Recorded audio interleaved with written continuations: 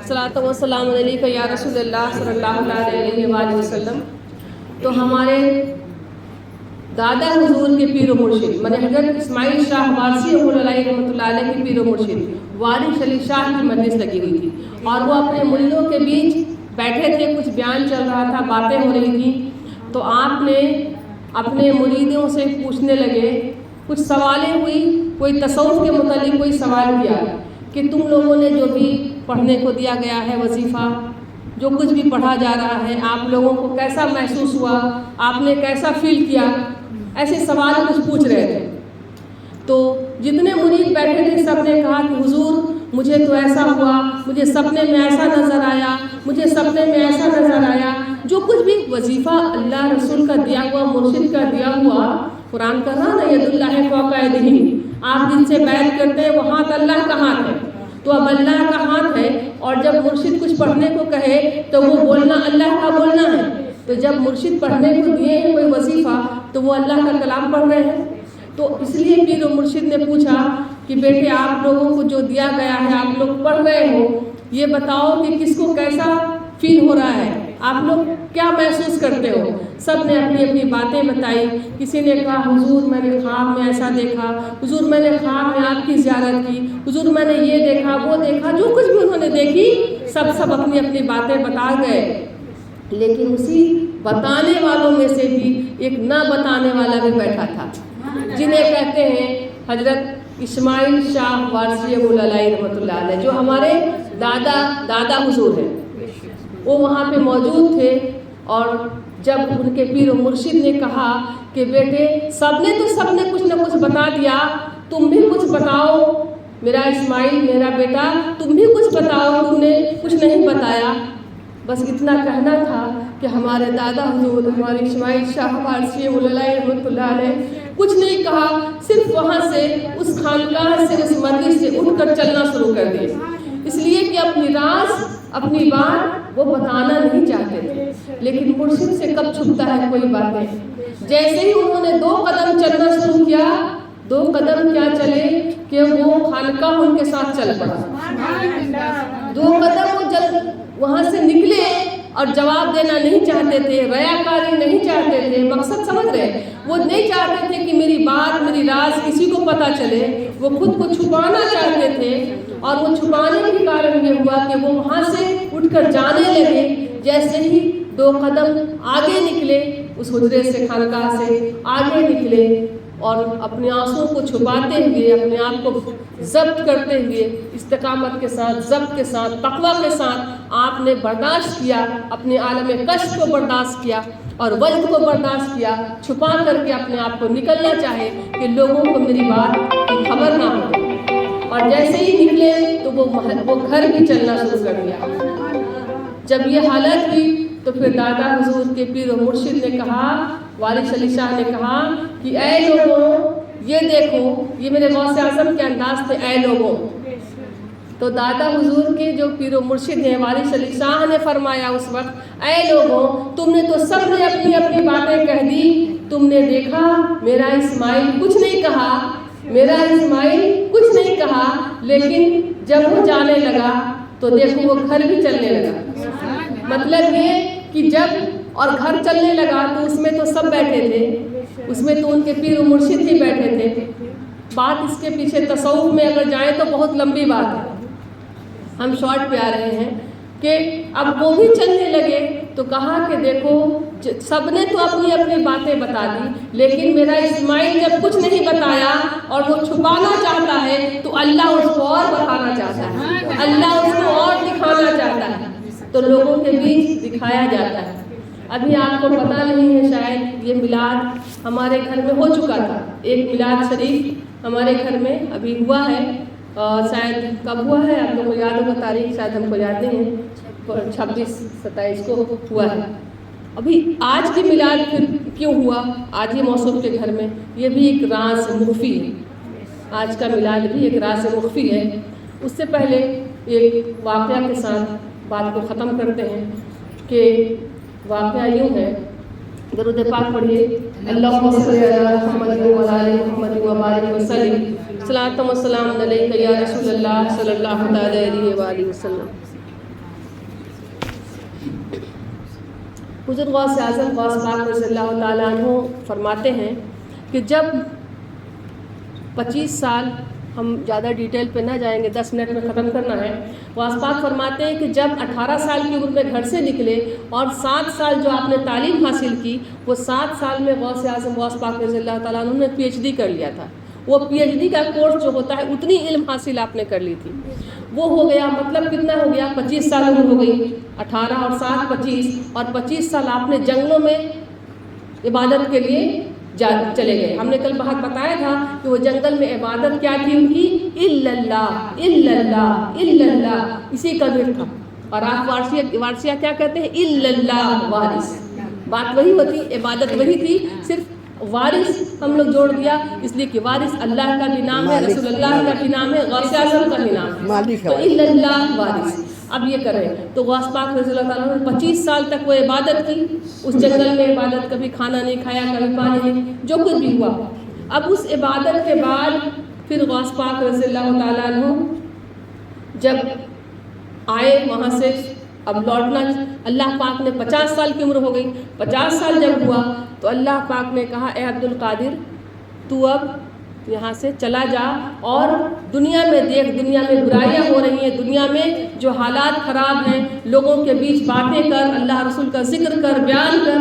تو غوث پاک فرماتے ہیں اللہ میں چونکہ عزمی ہوں، میری زبان جو ہے وہ فارسی ہے، میں لوگوں کے بیچ کیسے اپنی بات رکھوں، اس لیے کہ فارسی والے سب لوگ تو نہیں سمجھیں گے فارسی میں باتیں، کچھ عربی ہیں، کچھ اور زبان کے ہیں، تو میں ان کے بیچ، اور آپ کو پتہ ہے کہ عراق کی جب زبان کیا ہے، بغداد کی زبان کیا ہے، عربی ہے، تو کہتے ہیں میں فارسی بولوں تو وہ عربی کیسے سمجھیں گے؟ تو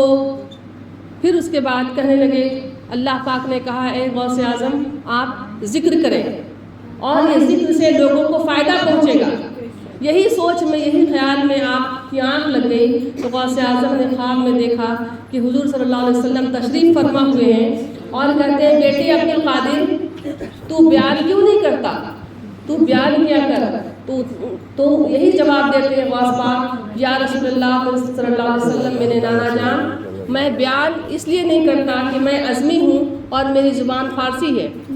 تو رسول اللہ صلی اللہ علیہ وسلم فرماتے ہیں بیٹے عبد القادر تو اپنی زبان، تم اپنی منہ کھول،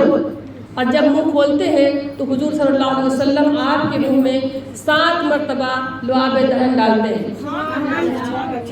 اور اس کے بعد غوث اعظم غوث پاک رضی اللہ تعالیٰ عنہ کی نیند لگی ہوئی تھی، اور وہ جب 7 بار لعاب دہن ڈالتے ہیں اور اسی نیند کے عالم میں کچھ دیر گزرتا ہے، کچھ وقت گزرتا ہے، دیکھتے ہیں کہ علی کریم اللہ وجہ رحمۃ اللہ علیہ رضی اللہ تعالیٰ عنہ خواب میں تشریف فرما ہوتے ہیں، کہتے ہیں بیٹے عبد القادر اب تو بیان کرے گا نا؟ تو کہتے ہیں کہ حضور میں تو چاہتا ہوں کہ کروں، لیکن نانا جان نے بھی یہی کہا ہے اور اللہ نے بھی یہی کہا ہے۔ کہتے ہیں بیٹے تو بیان کل سے کرے گا اور تو اپنی منہ کھول، پھر منہ کھولتے ہیں، پھر 6 بار لعاب دہن منہ میں ڈالتے ہیں۔ تو غوث پاک پوچھتے ہیں کہ میرے دادا جان آپ یہ بتائیں کہ نانا جان نے تو میرے منہ میں 7 بار لعاب دہن ڈالا ہے، حضور آپ نے 6 بار کیوں ڈالا لعاب دہن؟ تو کہتے ہیں بیٹے اس لیے کہ میں نانا رسول اللہ صلی اللہ علیہ وسلم کے برابر تو نہیں ہو سکتا ہوں، اگر حضور صلی اللہ علیہ وسلم نے 7 بار لعاب دہن ڈالا تو میں 7 بار کیوں کروں، میں حضور کے برابر تو نہیں ہو سکتا۔ اب آپ دیکھیں کہ ایک حضور صلی اللہ علیہ وسلم کی ذات اقدس جو کہ حضور علم کا سمندر ہے، اور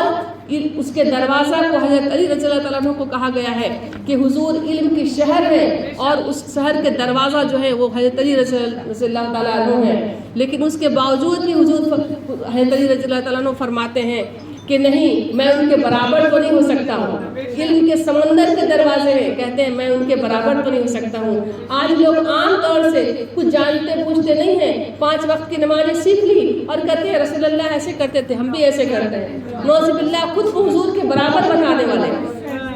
لیکن کیا ہوا کہ حضور غوث اعظم غوث پاک رضی اللہ تعالیٰ عنہ کو وہ 7 بار اور وہ 6 بار جو لعاب دہن غوث اعظم کو رسول اللہ نے ڈالی اور حضرت علی کریم اللہ نے ڈالی، اس کا عوض فائدہ یہ ہوا کہ حضور غوث اعظم جب بیان فرماتے تو 70 ہزار کی بھیڑیں ہوا کرتی تھی، بنا مائک کے لوگ لوگ اتنا سنتے جتنی پہلی صف والے سنتے اتنا آخری صف والے سنا کرتے. تو بات کہنے کا منشا یہ ہے کہ شارٹ کرتے ہوئے بات یہ ہے کہ وہ جو 7 بار اور 6 بار کا منشا ہے یہ کیا تھا؟ یہ تعظیماً باتیں تھی، تعظیم تھی. اور یہ تعظیم کی وجہ سے اب چونکہ اب تعظیم یہی ہے کہ جو تعظیم کرتا ہے اس کا صلہ بھی پاتا ہے. تو حضرت علی رضی اللہ تعالیٰ عنہ کو اللہ پاک نے وہ مقام سے نوازا. اب دیکھیں بشر حافی کا بھی وہی حال تھا. بشر حافی رحمۃ اللہ علیہ جن کے بارے میں آپ نے سنا ہے کہ وہ شراب کا کاروبار کرتے تھے، لیکن حالات یہ ہوا کہ ایک دفعہ انہوں نے دیکھا کہ ایک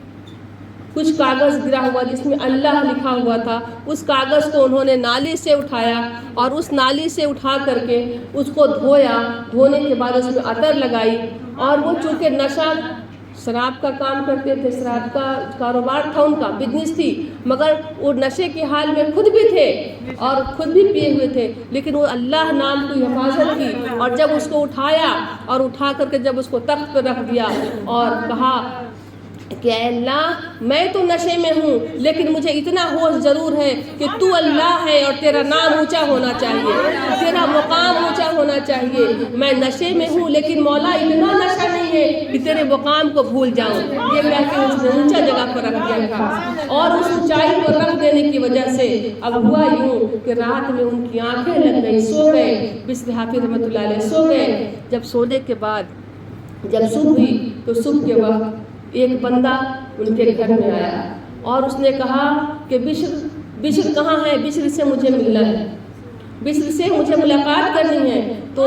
جو دوڑے ہوئے اٹھ کر کے چلے جاتے ہیں، اٹھ کے جاتے ہیں دوڑ کر. تو ان کے پیر میں چونکہ چپل نہیں ہے. اب لوگ ہوتا ہے نا کہ کوئی چیز کوئی بلایا اچانک تو ان کو لگا کہ کوئی پوچھنے والا کون ہے، کوئی پولیس آ گئی، کیا ہو گیا. تو اٹھ کے سیدھا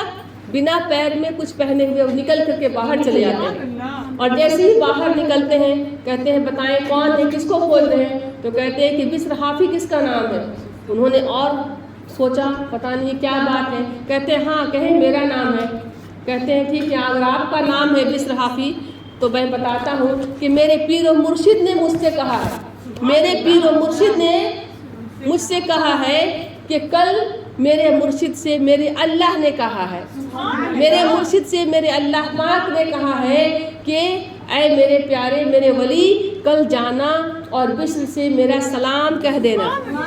بشر سے میرا سلام کہہ دینا. تو بشر حافی کہتے ہیں، گھبرا جاتے ہیں، کہتے ہیں کہ بھائی آپ کو کوئی اور بشر کی بات ہوئی ہوگی، میں تو گنہگار ہوں، شراب بیچتا ہوں، شراب پیتا ہوں، مجھے کیوں اللہ یاد کرے گا؟ بلکہ کوئی اور ہوں گے جن کو اللہ یاد کیا ہوگا بشر کہہ کے. کہتے ہیں نہیں میرے پیر و مرشد نے کچھ اور کہی ہے. انہوں نے یہ کہا ہے کہ جا کر بشر حافی سے میرا سلام کہہ دینا